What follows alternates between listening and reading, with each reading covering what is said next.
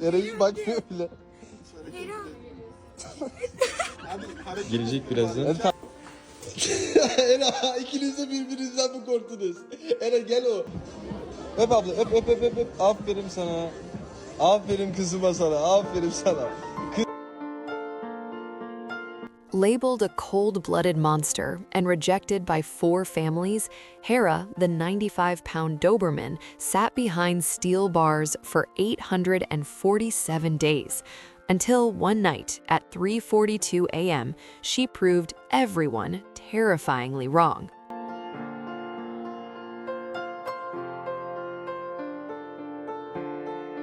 Hera was a masterpiece of black and tan muscle, a 95-pound powerhouse with razor-sharp instincts that the world had mistaken for pure malice.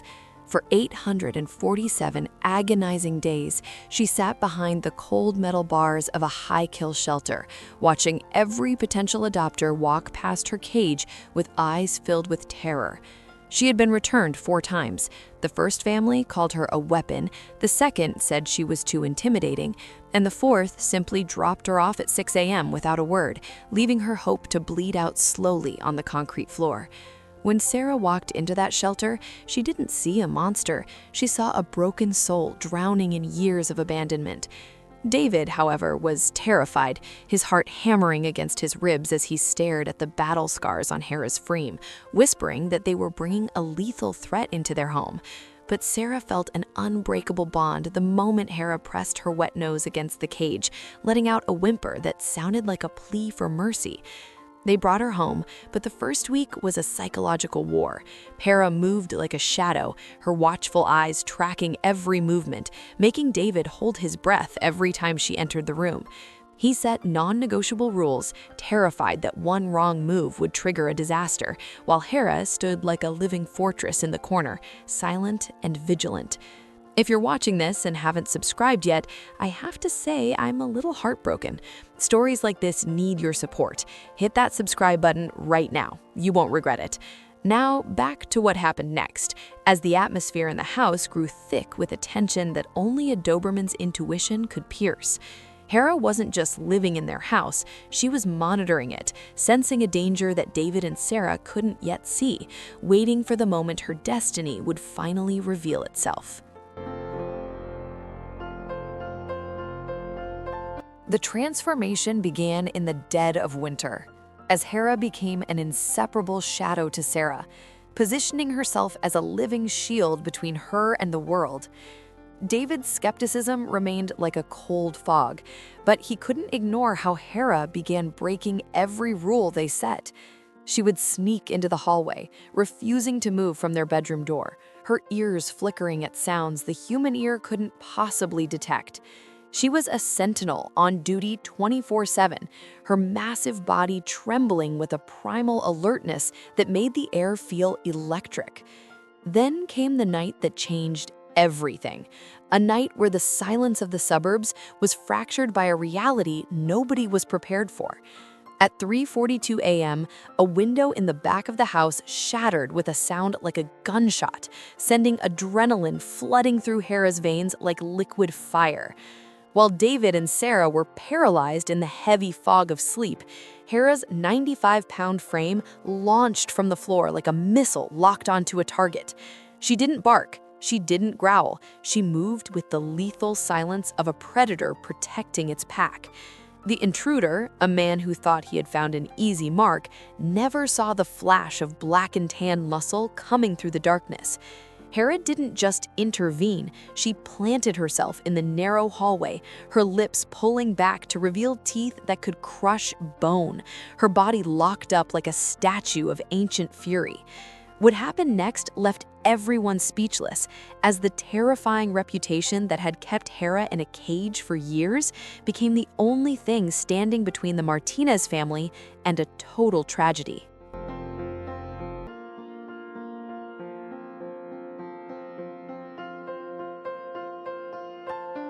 The intruder barely had time to scream before Hera's massive weight hit him with the force of a freight train, her growl erupting from deep within her chest, a primal warning that rattled the very bones of the house. David rushed into the hallway, his phone trembling in his hand, only to find the monster he feared standing over the pinned intruder, her body a living shield, not a single tooth touching the man's skin, but her presence promising total destruction if he moved an inch.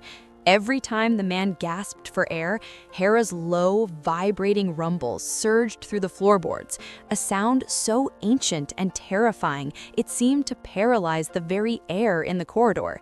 David stood frozen, his heart hammering against his ribs, realizing that the beast he had wanted to return to the shelter was the only thing standing between his family and a nightmare.